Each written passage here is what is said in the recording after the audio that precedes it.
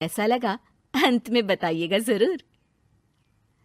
अरे बहू, चाय ले ले, उठ जा बेटा। अरे मम्मी रहने देती ना, मैं उठ तो रही थी।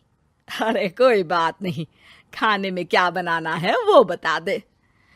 देख लो माँ, कुछ भी जो ये कहे बना लेते हैं। बेटा, मैंने तो जो सब्जी थी वो काट दी है, तू बस रोटियां बना लेना। ये हर रोज सुबह का सीन था ममता के ससुराल का।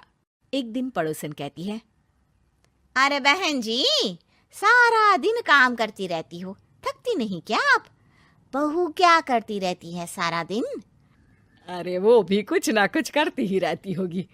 अब इतनी भी बूढ़ी तो नहीं हूं मैं जो बैठ जाऊं कि सामने काम पड़ा है और मैं बैठी रहूं। अरे लेकिन बहू की तो आदत खराब हो जाएगी जब सारा काम आप ही कर दोगी। अरे ठीक है ना, कम उम्र में हमारी भी शादी हुई थी। अब आजकल के पढ़ने लिखने वाले बच्चों को सारी जिम्मेदारी लेने में भी तो वक्त लगता है। बहू है तो क्या हुआ, मेरी बेटी की उम्र की ही है ना। एक उसे भी देख लो, चाय बनाने के सिवा आता ही क्या है। ममता से सारी बात करती है। हाँ, मम्मी जी ही ज्यादा काम करती हैं, इसमें कोई दो राय नहीं है।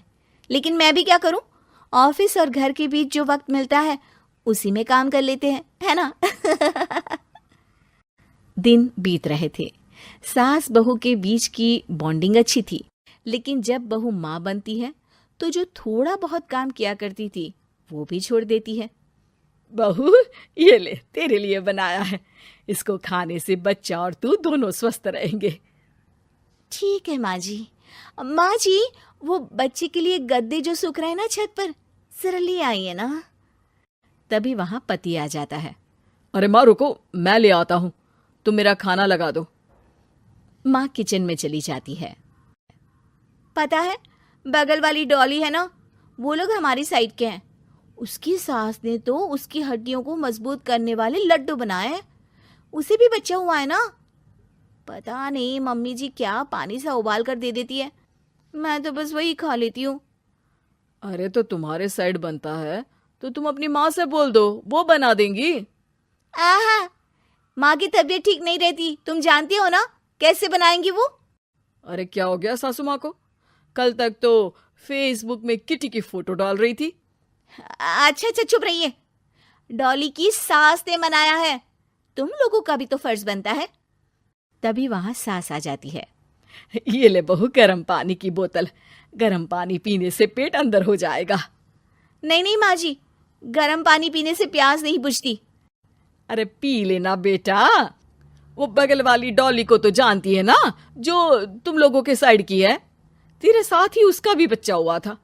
बेचारे का कोई ख्याल रखने वाला नहीं, सारा काम करती है और रात में बस एक लड्डू खाकर सो जाती है।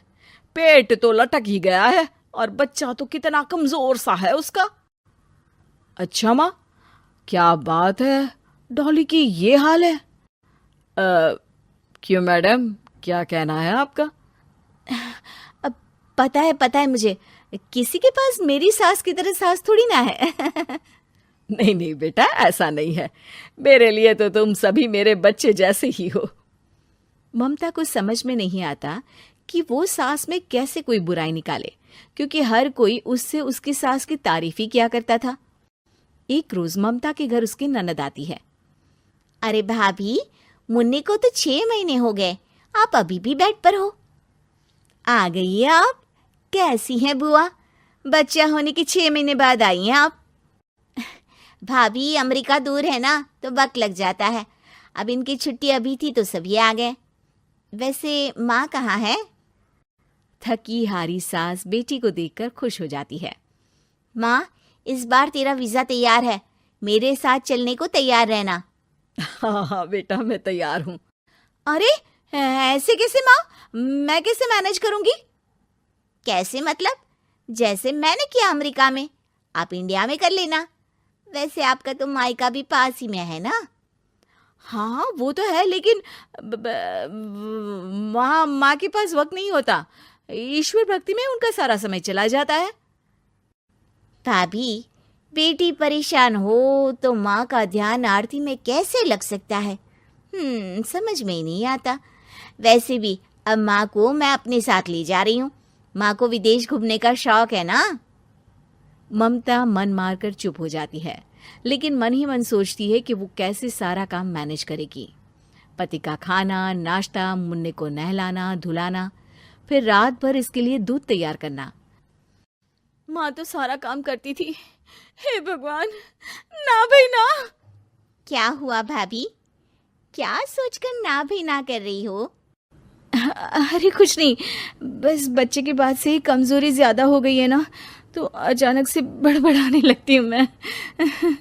अगले दिन ममता अपनी माँ को फोन करती है। राधे राधे। माँ मैं क्या करूँ, मेरी सास तो अमेरिका जा रही है बेटी के पास। अब घर का सारा काम, बच्चा, सब कैसे मैनेज करूँगी। तू आ जाना माँ कुछ महीनों के लिए मेरे पास। अरे ना ना ममता, मेरे बस की बात नहीं है काम धाम। अरे तू तो जानती है ना, मैंने तो तेरे भाई की शादी भी गरीब गांव की लड़की से इसीलिए ही की थी कि वो चुपचाप घर का सारा काम करे। वैसे भी अब तो आदत भी नहीं रही मेरी काम करने की। ममता को माँ पर बहुत गुस्सा आता है। ठीक है माँ, देख लूंगी मैं, लेकिन मेरी मुसीबत के वक्त आप मेरा साथ नहीं दे रही है। अब भूल जाना मुझे। ममता गुस्से में आकर फोन रख देती है और रोने लगती है, लेकिन बेचारी करे भी तो क्या।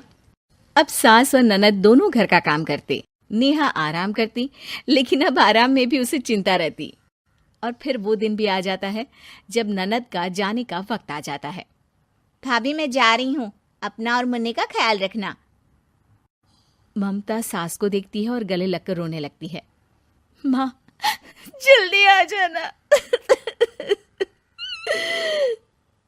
सास मुस्कुराकर कहती है, कहाँ से ममता, मैं कहीं नहीं जा रही।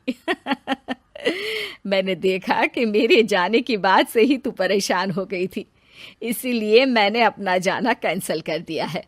तू चिंता ना कर, मैं तेरे साथ ही रहूंगी। ममता को अपनी माँ की बात याद आती है कि कैसे उसके कहने पर भी ममता की परेशानी को समझने की बजाय उसने मना कर दिया, जबकि सास ने बिना कुछ कहे बहू की समस्या पढ़ ली। हाँ माँ, हम सब साथ चलेंगे बाद में दीदी के घर अमेरिका।